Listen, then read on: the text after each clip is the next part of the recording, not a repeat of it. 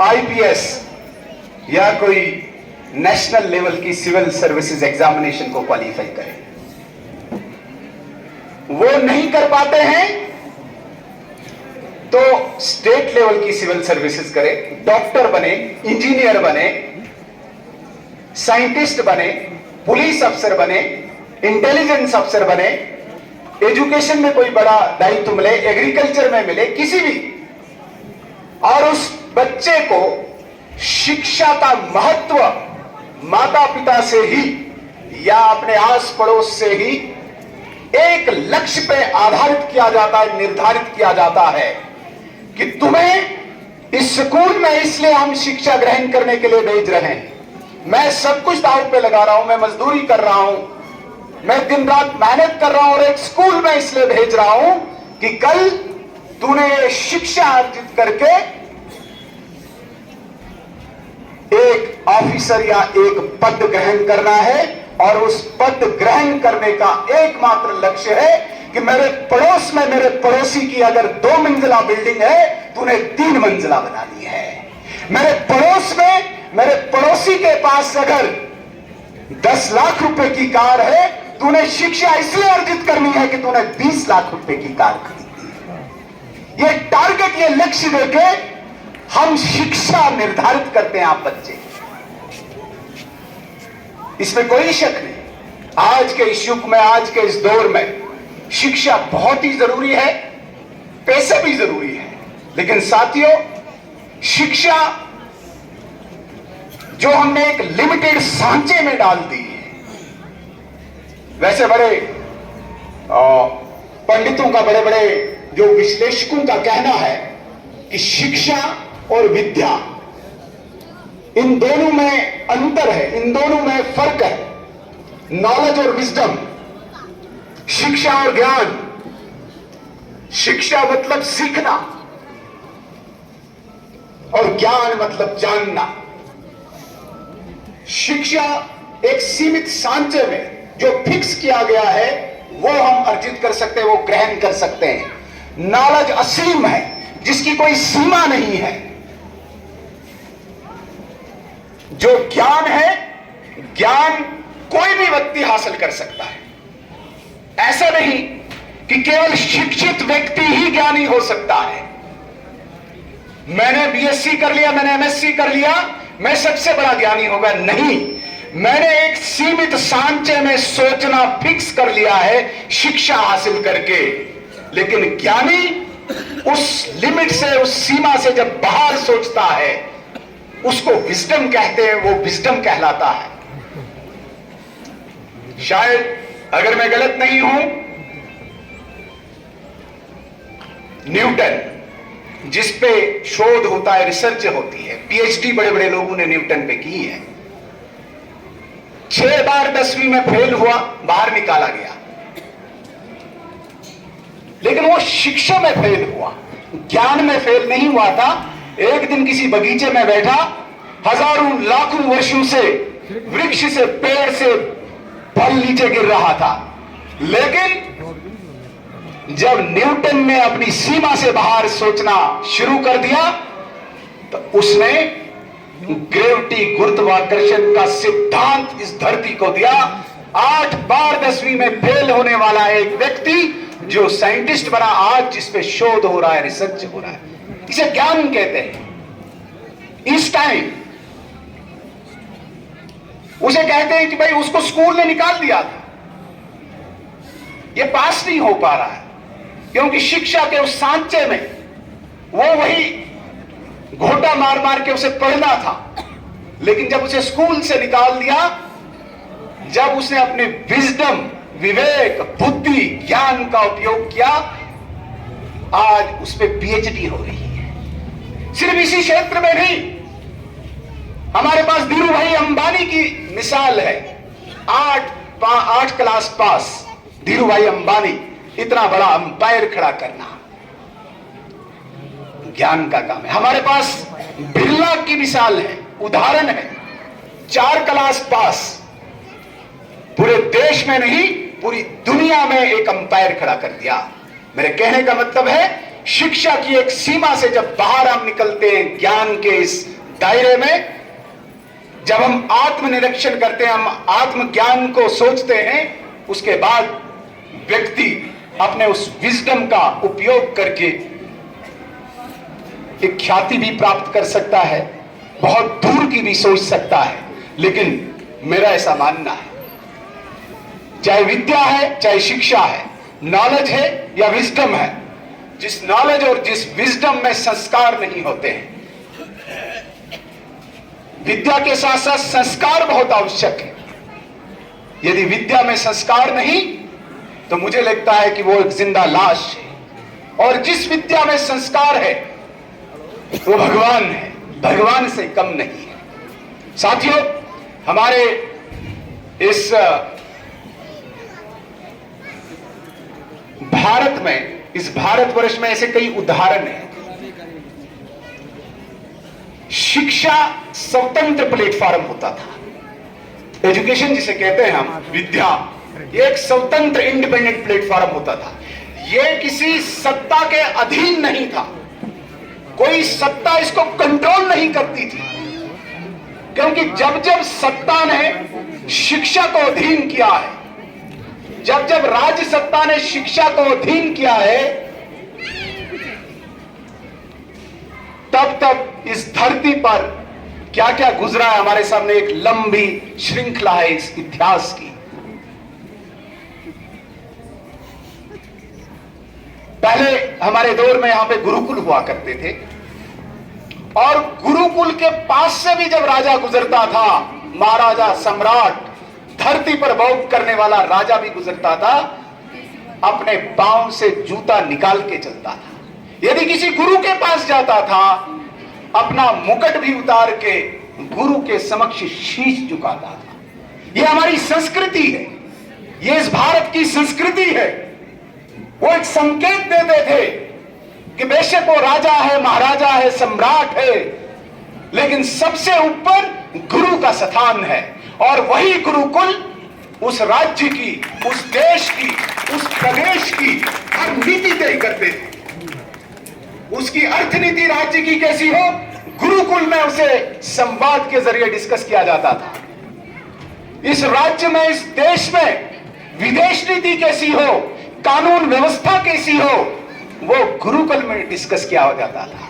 लेकिन धीरे धीरे बाहर के आक्रांताओं ने, बाहर के आक्रमणकारियों ने इस देश में उस शिक्षा नीति को इस तरीके से ध्वस्त कर दिया, इस तरीके से त्रस्त कर दिया। कई हमारे इस भारतवर्ष पे इतने, मैं मानता हूं कि यहां पे सारे आज विद्वान लोग बैठे हुए हैं। मैं तो आपके सामने बहुत एक किंचित सा ज्ञान रखने वाला हूं। जितने भी आक्रमण हमारे यहां पे हुए हैं, चाहे शक हुए, हून का हुआ, चंगेज का हुआ, पुर्तगालियों का हुआ, फ्रांसीसियों का हुआ, अंग्रेजों का हुआ, हर एक आक्रमण ने हमारी शिक्षा, हमारे देश के पास, हमारे मुल्क के पास अगर कोई सबसे बड़ी जागीर प्रॉपर्टी थी, यहाँ की शिक्षा नीति थी। जिस शिक्षा की नीति के आधार पे राजा जब गुरुकुल में जाता था तो पांव से क्राउन निकाल के जाता था, सर से मुकुट उतार के जाता था, और गुरुकुल में बहस संवाद के बाद विदेश नीति, अर्थनीति, कानून व्यवस्था की नीति तय होती थी। उसको ध्वस्त करने का काम बाहर के आक्रांताओं ने किया, आक्रमणकारियों ने किया। धीरे धीरे भारतवासियों ने फिक्स कर दिया, उनके दिलो दिमाग में एक बात फिक्स कर दी कि आपकी जितनी भी जिस प्रकार की नीतियां हैं, ये तो मूर्खों की नीति है। आप हिंदी में बात करते हो, ये तो मूर्खता है। आप संस्कृत में बात करते हो, ये तो मूर्खता है। डिवाइडेड हाउस भारत था, और उसको पेनिट्रेट किया, परकुलेट किया, और बहुत सारे लोगों को समझ भी आया। भाई, बाहर से एक चंगेज 500 लोग आए, पूरे भारत पे आक्रमण कर गए, कब्जा कर गए। इनके पास इस प्रकार की कोई शायद नीति है, विद्या है, इसीलिए हम पे कब्जा कर गए, क्योंकि अपना सामर्थ्य हम भूल चुके थे। और धीरे धीरे धीरे धीरे धीरे धीरे लगभग 1000 साल लगे इस भारत की शिक्षा नीति को ध्वस्त करने में, क्योंकि सत्ता जिन लोगों ने यहां पे सत्ता ली, चाहे आक्रमणकारियों ने या आक्रमण के बाद भी सत्ताधारी लोगों ने कहा कि शिक्षा हमारे कंट्रोल में रहनी चाहिए।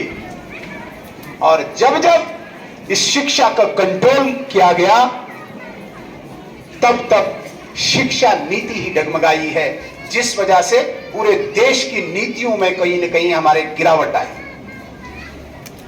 शिक्षा नियंत्रण नहीं मांगती है, शिक्षा प्रबंधन मांगती है, मैनेजमेंट मांगती है। तो आज मैं जिस स्कूल में, जिस प्रांगण में खड़ा हुआ हूं, मैंने इस तरफ ये बात इसलिए ली क्योंकि स्कूल ने उन विद्यार्थियों को यहां से निकाला है जिनके अंदर सिर्फ शिक्षा ही नहीं, उनके अंदर विद्या और ज्ञान, विजडम भी था, संस्कार भी थे। ये अलग बात है कि किसी भी चीज को मेंटेन रखने के लिए, आगे चलाने के लिए संस्कारों का लगातार मजबूत होना बहुत आवश्यक है। जब जब आप संस्कारों में कमी लाओगे, नैतिकता में कमी लाओगे, आप एजुकेशन कितनी भी दीजिए, उस स्थान में गिरावट आ ही जाती है। मुझे लगता है कि शायद एक कालांतर ऐसा गुजरा यहां पे इस आदर्श बाल निकेतन हाई स्कूल का, जिस कालांतर में आदर्श बाल निकेतन हाई स्कूल, हालांकि इंफ्रास्ट्रक्चर में कहीं कमी नहीं आई, लेकिन जो हमारा यहां पे एक श्रद्धा और आस्था का भाव यहां के समाज को था, जो श्रद्धा और आस्था का भाव यहां के अध्यापक प्राध्यापक को था, मैं मानता हूं कि उसमें कहीं न कहीं कमी आई। इसीलिए आदर्श बाल निकेतन हाई स्कूल को एक ऐसे दौर से गुजरना पड़ा जो हम सबके नजरों के सामने रहा। लेकिन आज मुझे खुशी हो रही है जिस प्रकार से आज दोबारा आदर्श बाल निकेतन हाई स्कूल ने एक स्पीड पकड़नी शुरू कर दी है। इसे कहने में मुझे कोई परहेज नहीं, बहुत कम समय लगेगा, बहुत कम समय लगेगा। आदर्श बाल निकेतन हाई स्कूल अपनी जगह दोबारा से अपनी जगह स्थापित करेगा, ये मुझे पूरा यकीन है। इस आदर्श बाल निकेतन हाई स्कूल पे बहुत बड़ी जिम्मेवारी भी है, जिम्मेदारी भी है समाज की, किश्तवाड़ की। हम मानते हैं ये दो स्कूल हमारी इस किश्तवाड़ के इतिहास में जिनका एक अलग स्थान है, चाहे इस्लामिया फरीदिया हाई स्कूल है, चाहे आदर्श बाल निकेतन हाई स्कूल है। इस्लामिया फरीदिया हाई स्कूल और आदर्श बाल निकेतन हाई स्कूल ये तब यहां पे स्कूल बनाए गए थे जब किश्तवाड़ को आवश्यकता थी यहां पे ऐसे प्रोडक्ट निकले जो न सिर्फ उच्च पदों पे जाए, जो इस किश्तवाड़ के लिए भी कुछ करे। यहां के समाज को, यहां के भाईचारे को स्कूल की आवश्यकता, इन दोनों स्कूलों की आवश्यकता थी और बखूबी निभाया इन दो स्कूलों ने, इसमें कोई शक नहीं। मुझे आज भी याद है जब हम छोटे थे, 5वीं 6वीं में हम यहाँ पे पढ़ते थे, तो आदर्श बाल निकेतन हाई स्कूल के बच्चे हम इस्लामिया फरीदिया हाई स्कूल के एनुअल डे फंक्शन में जाते थे और वहां स्कूल के बच्चे हमारे स्कूल में आते थे। हम फर्नीचर भी आपस में एक्सचेंज करते थे। वहां पे फर्नीचर की कमी आती थी तो हम यहां से डेस्क वगैरह लेके जाते थे और वहां से वो फर्नीचर लेके आते थे। इतना परस्पर संबंध था। उस छोटी सी आयु के बच्चों को जब वो शिक्षा दी जाती थी, वो नैतिकता की शिक्षा दी जाती थी, उसी के आधार पे आज किश्तवाड़ इस शिखर पे पहुंचा। मुझे लगता है कि आज दोबारा से इन दो विद्यालयों के ऊपर बहुत बड़ी जिम्मेदारी आ चुकी है। आज हमारे यहाँ पे बहुत सारे विद्यालय हैं, अच्छे शिक्षक भी हैं, उनकी सैलरी भी अच्छी हो सकती है और अच्छा वहां से प्रोडक्ट बच्चे भी अच्छे निकलते हैं।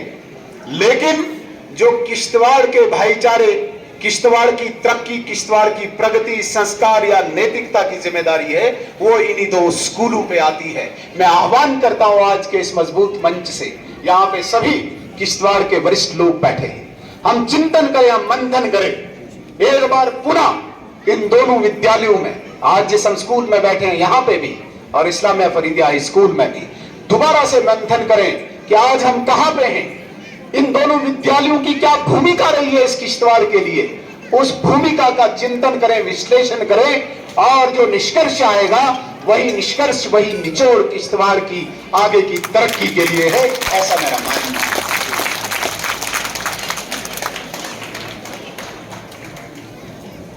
साथियों,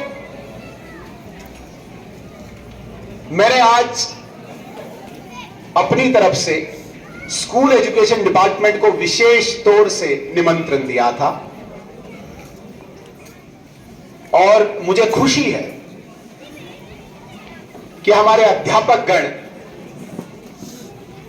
आज अपना कामकाज छोड़ के, अपना कीमती समय निकाल के यहां आज उपस्थित हुए हैं। मैं आपका आभारी हूं। आपके चीफ एजुकेशन ऑफिसर श्रीमान सुदर्शन शर्मा जी कल ये किसी कारणवश नहीं आ पाए। आज मैंने इन्हें आग्रह किया और आज ये भी उपस्थित हैं। मैं विशेषकर इस स्कूल एजुकेशन डिपार्टमेंट को, जिनके हेड ऑफ द डिपार्टमेंट भी यहां पे बैठे हैं, डिस्ट्रिक्ट के हेड है हमारे, मैं निवेदन करूंगा और निमंत्रण भी दूंगा। एक पूर्व विद्यार्थी होने के नाते स्कूल का आपको मैं निमंत्रण देता हूं और यहां के मैनेजमेंट से भी मैं निवेदन करूंगा कि स्कूल एजुकेशन डिपार्टमेंट का एक बहुत बड़ा रोल है इस विद्यालय के लिए।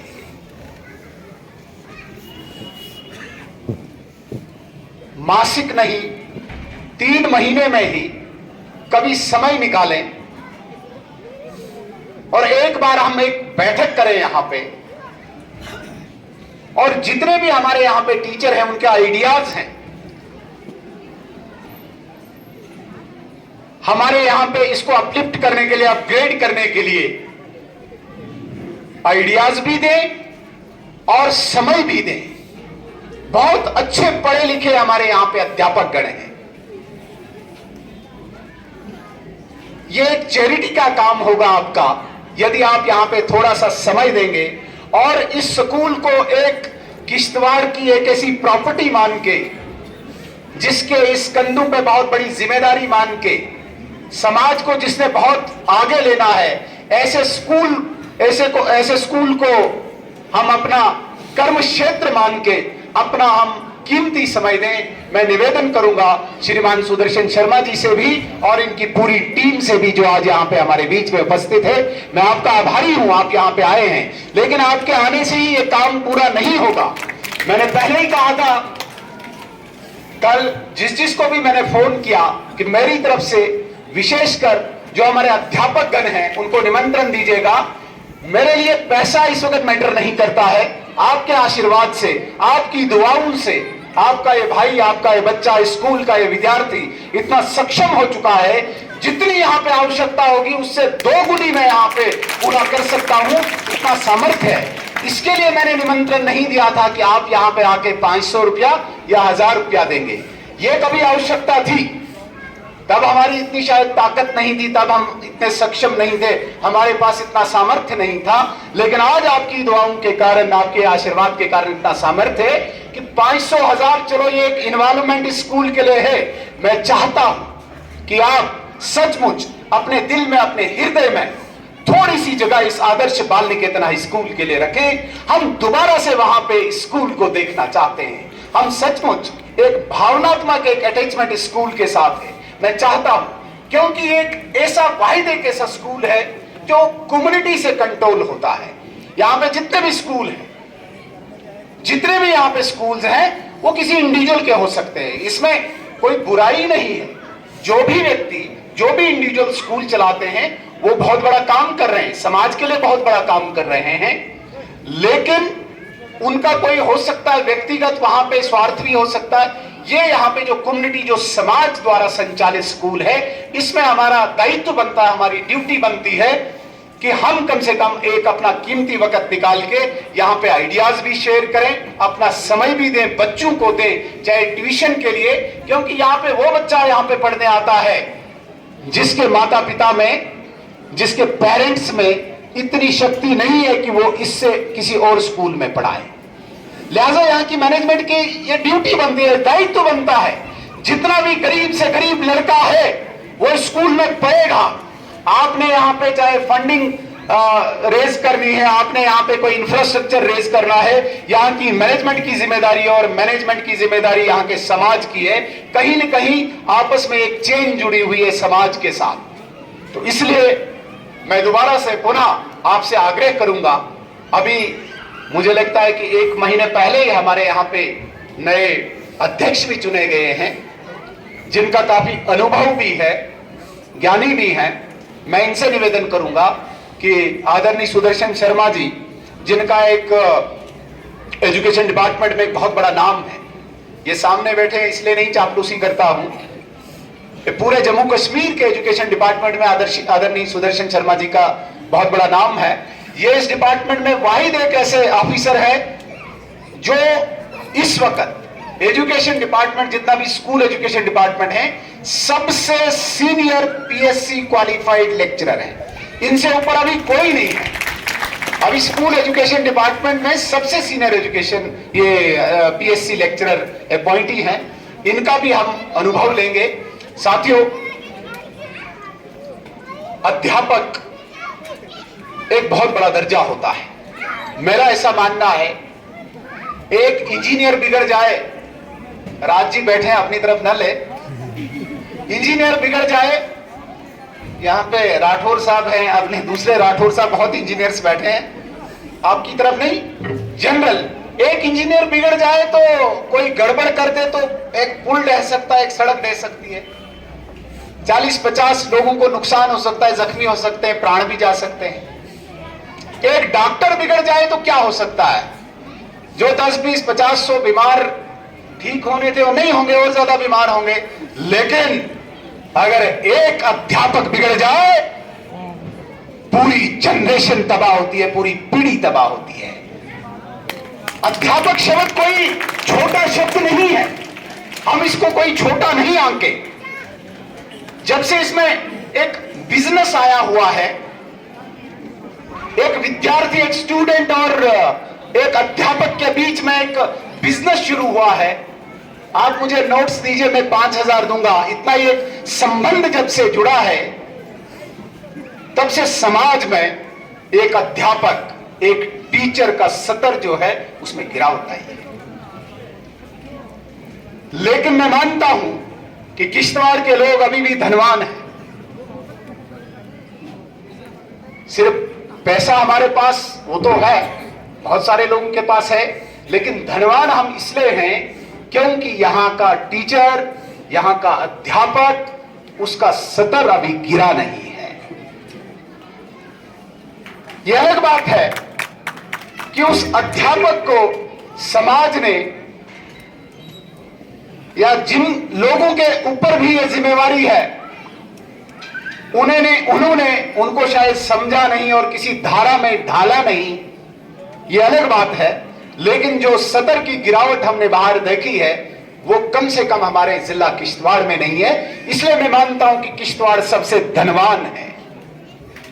हम आशा करेंगे आने वाले दिनों में यह अध्यापक इस टीचर को एक धारा में, जिन लोगों के ऊपर यह जिम्मेवारी है, जो अनुभवी लोग हैं, जो वरिष्ठ लोग हैं, उनके ऊपर यह जिम्मेदारी डाल के यहां के अध्यापक को एक धारा में डाल के कम से कम उनका सदुपयोग इस समाज के लिए हो, अगली पीढ़ी के लिए हो, ऐसी मैं इच्छा, ऐसी मैं कामना यहां पे रखता हूं।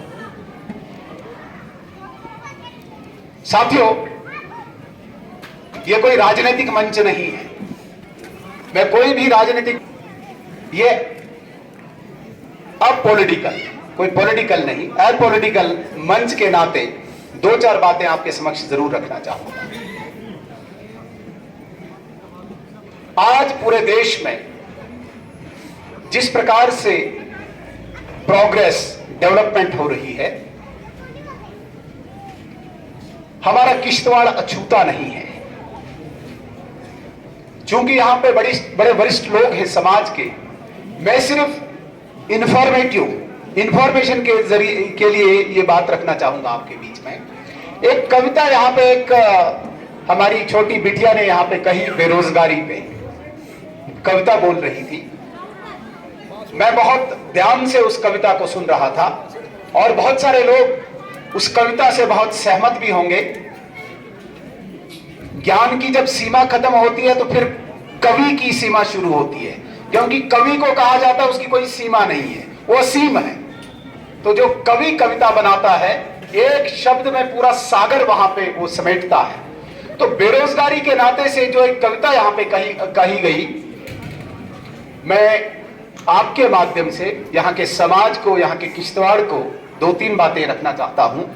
किश्तवाड़ वाहिद एक ऐसा जिला है पूरे हमारे जम्मू कश्मीर स्टेट में, हालांकि बेरोजगारी किश्तवाड़ में ही नहीं है, बेरोजगारी इस वक्त पूरे संसार, पूरे विश्व, पूरे देश, पूरे राज्य में है, लेकिन किश्तवाड़ वाहिद एक ऐसा जिला है जहां पे आज रोजगार हम यहां पे दे रहे हैं। आज बाहर जिलों के लोग यहां पे आ रहे हैं कि मुझे रोजगार चाहिए। किश्तवाड़ के अंदर इतना सामर्थ्य है, कम से कम आज तक इन 2-4 सालों में लगभग किश्तवाड़ जिला के 7,000 नौजवानों को रोजगार मिला है। बाकी किसी भी जिले में आप देखिए, कहीं पे भी इस प्रकार के स्रोत या इस प्रकार के न्यूज नहीं है जहां पे रोजगार मिले। किश्तवाड़ वाहिद एक ऐसा जिला है जहां पे 7,000 लोगों को रोजगार मिला है। और मैं एक बात कहना चाहूंगा, सिर्फ ये यहीं पे नहीं रुक रहा है, आने वाले दिनों में मेरा ऐसा मानना है, ये कोई, मैं दोबारा से कहूंगा, राजनीतिक मंच नहीं है, इसलिए मैं कोई अपना मैनिफेस्टो यहां पे नहीं कहता हूं। मैं इंफॉर्मेशन के लिए आप सब लोगों के समक्ष ये बात रखना चाहूंगा कि आने वाले दिनों में अभी लगभग 10,000 नौजवानों को और नौकरी मिल सकती है। ठीक है, अभी बहुत सारे लोग बेरोजगार होंगे, इसमें कोई शक नहीं है, लेकिन जिनको मिला वो भी तो किसी घर से ताल्लुक रखते हैं, उनके घर का चूल्हा तो कम से कम जल रहा है। मेरी बारी अभी नहीं आई, 6 महीने बाद आए, साल बाद आए, लेकिन आएगी जरूर। ये एक ऐसा जिला बन चुका है आदरणीय नरेंद्र मोदी जी के इस दौर में, आदरणीय नरेंद्र मोदी जी के इस नेतृत्व में, जहां पे भारत का नाम आज सर्व श्रेष्ठ माना जाता है, सबसे ऊपर माना जाता है, उस दौर में किश्तवाड़ अछूता नहीं रहा मेरे साथियों।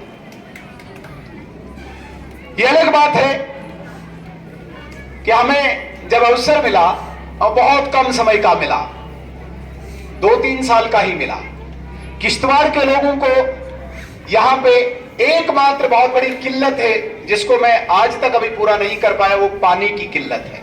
पानी के लिए मैं सिर्फ इंफॉर्मेशन के लिए आपको बताना चाहूंगा, मेरे टाइम पे ही हमने 2 स्कीम्स बनाई थी। एक नईगढ़, क्योंकि नईगढ़ एक ऐतिहासिक यहां पे नाम है, नईगढ़ का, जिसमें नहर के जरिए पहले कभी पानी लाने की कल्पना कभी की थी, उसी को मैंने कन्वर्ट करके टनल के जरिए यहां पे लाने की कोशिश की। वो अभी तक यहां पे सफल नहीं हो पाया, लेकिन मैं इस मंच के माध्यम से स्कूल पर, मैंने पहले ही कहा कि समाज का भी दायित्व है, इसलिए समाज भी इंफॉर्मेटिव होना चाहिए। मैं आपके स्कूल के इस मंच के माध्यम से ये कहना चाहूंगा कि आने वाले दिनों में वो टनल जो है वो बहुत जल्दी शुरू होने वाला है। किश्तवाड़ में एक मल्टीपर्पज आने वाला टनल आने वाला है, जिसके माध्यम से न सिर्फ ड्रिंकिंग वाटर, यहाँ पे इरिगेशन का वाटर, और जो नालाज थे उन नालाज को भी लाइव करने के लिए, जिंदा करने के लिए उसमें पूरी स्कीम है। 450 करोड़ रुपए का ये प्रोजेक्ट लगभग मतलब जिसे कहेंगे सैंक्शन के दहलीज पे है, जो हमें मिलने वाला है, वो भी आने वाले दिनों में किश्तवाड़ की प्रगति को, किश्तवाड़ की उन्नति को 4 चांद लगाएगा। साथियों, मैं यहां पे कोई काम गिनाने नहीं खड़ा हुआ हूं, लेकिन मैं एक और इंफॉर्मेशन यहां पे आप शेयर करना चाहूंगा। किश्तवाड़ सबसे छोटा जिला है पूरे जम्मू कश्मीर में, आबादी के लिहाज से सबसे छोटा जिला है, और अभी जो यूनियन टेरिटरी बनी है एक्सेप्ट लद्दाख, जम्मू कश्मीर का सबसे बड़ा जिला एरिया के हिसाब से किश्तवाड़ है। लेकिन डेमोक्रेटिक सेटअप में जो हमारी लोकतांत्रिक प्रक्रिया होती है, उसमें एरिया का कोई महत्व नहीं होता है, क्योंकि लोकतंत्र में सर गिने जाते हैं, इंसान गिने जाते हैं, वहां पे एरिया नहीं देखा जाता। लेकिन आपने देखा होगा किश्तवाड़ में जहां पे 1.5 कॉन्स्टिट्यूएंसीज, सिर्फ 1.5 विधानसभा क्षेत्र थे, वहां पे आज 3 विधानसभा क्षेत्र मिले हमें। ये कोई छोटी बात नहीं है साथियों, इतनी रिप्रेजेंटेशन किश्तवाड़ को दी गई। अगर हम कंपेयर करते हैं पूरे जम्मू कश्मीर के हर जिले को आबादी के लिहाज से, सबसे ज्यादा अगर कहीं पे ख्याल रखा गया वो किश्तवाड़ में रखा गया। हालांकि यहाँ की टेरेन टफ है, इसमें कोई शक नहीं, लेकिन कंपेरेटिवली आप यहाँ पे डोडा में देखिए, रामबन में देखिए, बन्नी बसोली में देखिए, कुपवाड़ा या बारामुल्ला में देखिए, वहां पे भी कोई टेरेन कम नहीं है। लेकिन फिर भी किश्तवाड़ को एक विशेष नजर से 3 कॉन्स्टिट्यूंसीज मिली। अभी एक और सफलता इस किश्तवाड़ में, हालांकि बहुत सारे लोग उसको अपने साथ नहीं जोड़ेंगे, क्योंकि ये एक पर्टिकुलर एक एरिया का जिसे हम सफलता मानेंगे, scheduled tribe status. Scheduled tribe status जो सिर्फ राजौरी, पुंछ, उड़ी और करना टीटवाल को था। पिछले 50 सालों से ये लड़ाई चल रही थी। बोर्ड भी बना था, वेलफेयर बोर्ड भी बना था पहाड़ी लोगों का। उन्होंने एक लड़ाई लड़ी और 2 बार 1992 में और 2011 में NCST national commission for scheduled tribe उसे रिजेक्ट करते थे। पहली बार उन्होंने उसे एक्सेप्ट करके अप्रूव किया। इसमें बहुत बड़ी सफलता किश्तवाड़ को मिली है कि बॉर्डर एरिया को भी शेड्यूल्ड ट्राइब स्टेटस मिला। अभी आने वाले दिनों में ये मैं बड़े यकीन से कहता, और आदर्श बाल निकेतन हाई स्कूल का विद्यार्थी होने के नाते जो भी मेरे अंदर इस किश्तवाड़ के साथ जो भावना जुड़ी हुई है, मैं यकीन दिलाना चाहता हूं, जितना भी यहाँ पे वरिष्ठ समाज हमारे समक्ष बैठा हुआ है, आपके माध्यम से ही आने वाले दिनों में जब भी इस जम्मू कश्मीर में सरकार बनेगी, उम्मीद है कि आने वाले कुछ महीनों में चुनाव हम देखेंगे, चाहे अप्रैल में देखें या मई में देखें, जिस भी प्रकार का स्ट्रक्चर सेटअप बनेगा, मैं आपको एक यकीन दिलाना चाहता हूं कि इस किश्तवाड़ में सबसे ज्यादा तरक्की, डेवलपमेंट के काम इस किश्तवाड़ में होंगे। मैं आपको विश्वास दिलाना चाहता हूं, क्योंकि ये बाल निकेतन की जिम्मेदारी है। बाल निकेतन ने जो प्रोडक्ट यहां से निकाला है, जिस भी क्षेत्र में वो गया हुआ है, उसकी जिम्मेदारी बनती है कि अपने पद का पूरा दायित्व, पूरा सदुपयोग करके इस किश्तवाड़ की तरक्की का एक हिस्सा बने। बहुत सारे लोगों को इन बातों से कोई ज्यादा दिलचस्पी नहीं है, रुचि नहीं, इंटरेस्ट नहीं है, क्योंकि मेरे संबंधित जो बात होगी मैं रुचि रखूंगा। पूरा किश्तवाड़ है, यहां पे मुझे क्या मिला? मेरा तो कुछ नहीं हुआ ना। मेरा पर्सनल, मेरा व्यक्तिगत क्या हुआ? कुछ नहीं। ये तो किश्तवाड़ की बातें कर रहे हैं। कॉन्स्टिट्यूएंसी बढ़ी, मुझे क्या मिला? बढ़ी तो बढ़ी। पानी आया, टनल आएगा तो मुझे क्या मिला? वो तो देना ही था सबको। सड़क आई तो सबको मिलनी थी, मुझे क्या मिला? आज जब हम इस दौर में, इस व्यक्तिगत स्वार्थ के सर्कल में, सेल्फ सेंटर्ड सर्कल में अपने आप को सीमित हमने कर दिया है, उसके बाहर हमें कुछ नहीं दिखता है। हम थोड़ा सा उस सीमा को लांघ दें, वो जो सेल्फ सेंटर्ड सर्कल की सीमा है, एक स्वार्थ की सीमा है, उस स्वार्थ की सीमा को जब हम लांघ दें, इसीलिए मैंने कहा कि शिक्षा अधूरी है। शिक्षा से आगे ज्ञान, विजडम हमने पैदा करना है। शिक्षा हमें लिमिटेड कर देती है, शिक्षा हमें फेल भी कर देती है। फेलियर भी शिक्षा में हो सकता है। मैं 10वीं में पास नहीं निकला, मैं फेल हो गया। भाई उसके आगे विद्या है, उसके आगे ज्ञान है।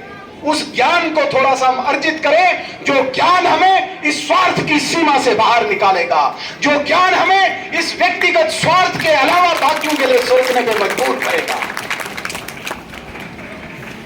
वरना इस धरती में जो भी आएगा, जो भी प्राणी आएगा, जाए पशु आए, पक्षी आए, कोई इंसान आए, उसने एक दायरे में सोचना है, मैं, मेरे बच्चे, मेरा परिवार, मेरा घर, मेरी कार, मेरा जो भी परिवार है, उससे बाहर जब हम सोचेंगे, फिर हम मानेंगे कि हमने इस अपनी संस्कृति, अपनी परंपरा, अपने ज्ञान के कोई अंश अपने अंदर धारण किए हैं। फिर जाके हम ज्ञानी अपने आप को मानेंगे।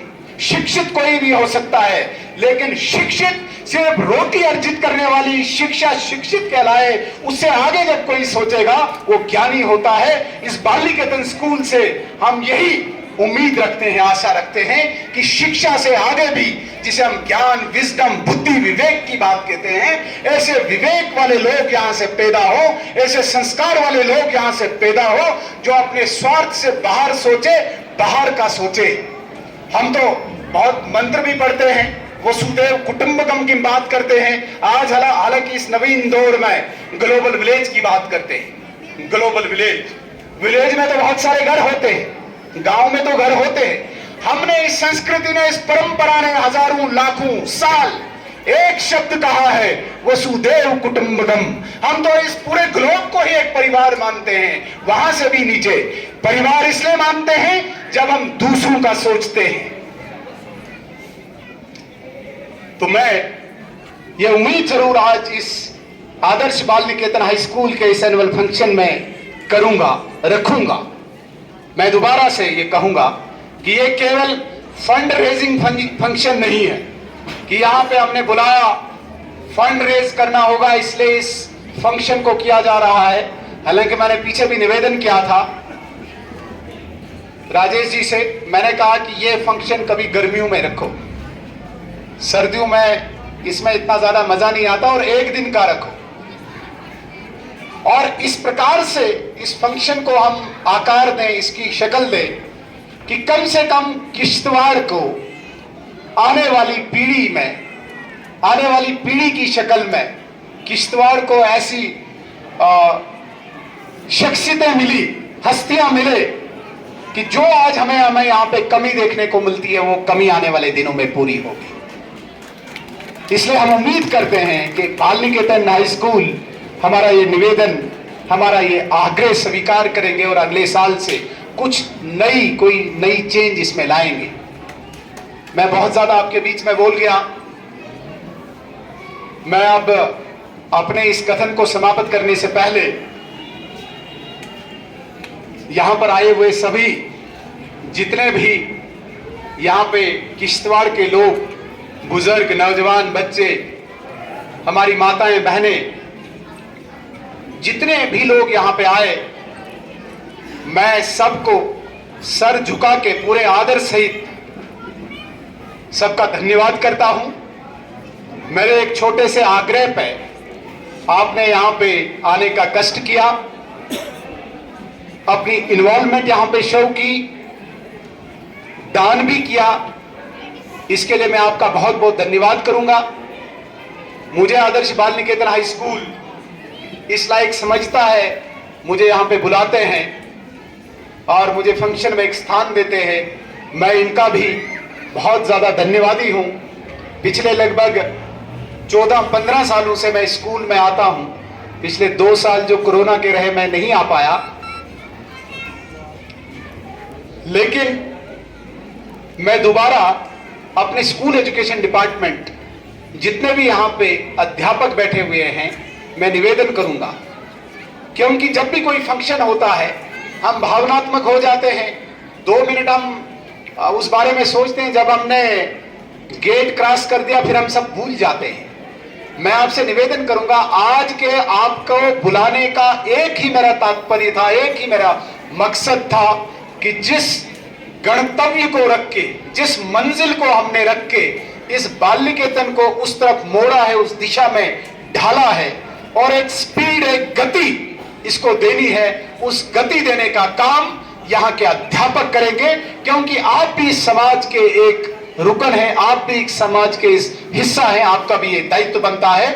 मैं आपको पुनः आग्रह करता हूँ कि स्कूल एजुकेशन डिपार्टमेंट यहाँ की मैनेजमेंट के साथ, और जब तक मैनेजमेंट एक प्रयास करे, बुलाए, तो ये खुद भी नहीं आएंगे। आपने ये प्रयास करना है कि जो भी हमारे यहाँ पे टीचर कम्युनिटी है, इस टीचर कम्युनिटी को यहाँ पे हम बुलाएं और बाल निकेतन के साथ साथ इस किश्तवाड़ के उत्थान के लिए हम इनका पूरा योगदान लें। मैं आप सबका शुक्रिया करता हूँ। यहाँ पर मैनेजमेंट कमेटी का मैं शुक्रिया करता हूँ। यहाँ पे जितने एम्प्लॉइज आए हुए हैं, बहुत सारे HODs भी आए हैं। हमारे अमजद साहब अभी चीफ एग्रीकल्चर ऑफिसर के नाते यहाँ पे कार्यरत हुए हैं, डिस्ट्रिक्ट के हेड हैं।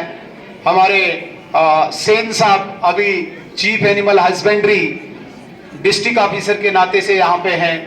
हमारे अपने संजय राठौर जी अभी पीडब्ल्यूडी देखते हैं, सुधीर शर्मा जी यहाँ पे पीडीडी देखते हैं, सीओ हमारे यहाँ पे बैठे हुए हैं, हमारे एग्जीक्यूटिव इंजीनियर मड़वा डिवीजन के यहाँ पे बैठे हुए हैं, और भी बहुत ज्यादा एम्प्लॉइज यहाँ पे, लेक्चरर्स बहुत ज्यादा आए, ये मुझे बहुत खुशी हुई।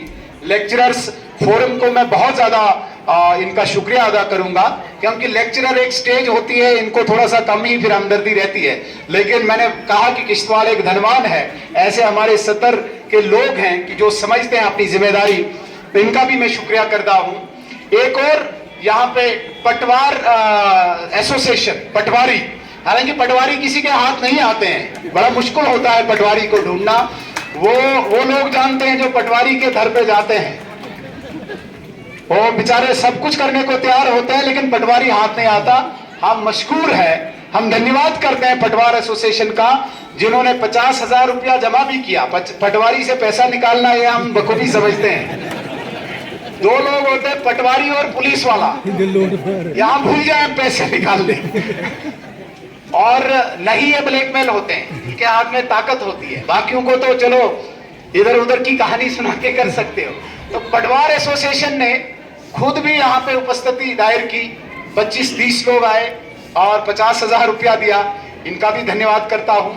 यहाँ पे आज कंपनीज हैं, चाहे पटेल कंस्ट्रक्शन कंपनी है, लगभग 2.5-3 लाख रुपया उन्होंने दिया, मेगा धर्मशाला वालों ने लगभग लाख रुपया दिया, हमारे जेपी कंपनी ने 1.5 लाख रुपया दिया, और एफकाल या अपने वो LNT, वो मैं भूल गया था, LNT ने भी मुझे निवेदन किया। मैंने शर्मा साहब से परसों पूछा था कि कुछ कंपनीज कहती हैं कि हमें कुछ मटेरियल की जिम्मेदारी दीजिए, इंफ्रास्ट्रक्चर तो चल ही रहा है, तो यहाँ पे अभी हॉल है, एग्जामिनेशन हॉल और लाइब्रेरी, इसमें बहुत सारा काम बाकी है, टाइलें लगनी है, कुछ छत वत का काम है, कुछ पार्टीशन का काम है, तो वो जिम्मेदारी LNT कंपनी ने ली हुई है, इनका भी हम शुक्रिया अदा करेंगे।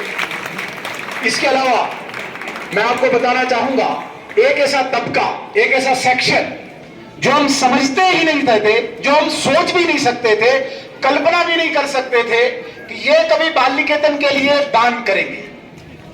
मजदूरी करने वाले लोग जो कभी गांव से आते थे शहर की तरफ, यहाँ पे 200-400 रुपए की दिन की दिहाड़ी मजदूरी करके अपने बाल बच्चों का पेट पालते थे, आज आदरणीय नरेंद्र मोदी जी की देन से जब यहाँ पे पावर प्रोजेक्ट चल रहे हैं, वहां पे वो मजदूर 20, 25, 30 हजार का महीने की इनकम कमाते हैं, उन्होंने दिल खोल के दान किया और लाखों में दान किया, हजारों में नहीं, लाखों में दान किया। उनका भी मैं शुक्रिया करता हूं, चाहे वो हमारे एम्प्लॉय एफकान के हैं, पटेल के हैं, LNT के हैं, जेपी के हैं, सब लोगों ने लाखों रुपया यहाँ पे दान किया, मैं उनका भी धन्यवाद करता हूं। मैं हो सकता है बहुत सारे लोगों का नाम भूल गया हूंगा, मैं माफी चाहूंगा। पाडर के लोग अपनी कला का प्रदर्शन करने के लिए, अपनी संस्कृति का प्रदर्शन करने के लिए यहाँ पे पाडर से चल के आए। हमारे यहाँ पे नवरत्न जी कह रहे थे कि ये कोई गुलाबगढ़ से नहीं आए, कोई मस्सू, कोई मचेल, कोई उड़गाई, कोई चित्तौड़, कोई पलाली से आया है। कहीं न कहीं एक सिंपैथी, एक हमदर्दी स्कूल के साथ है, इसलिए वो वहां से आए, उन्होंने भी यहाँ पे अपनी कला का प्रदर्शन किया। आज पाडर के लोग सिर्फ किश्तवाड़ में नहीं, अभी पीछे सूरज कुंड में एक मेला था, हरियाणा में एक मेला चल रहा था, पाडर की ये आइटम वहां पे भी दिखा रहे थे।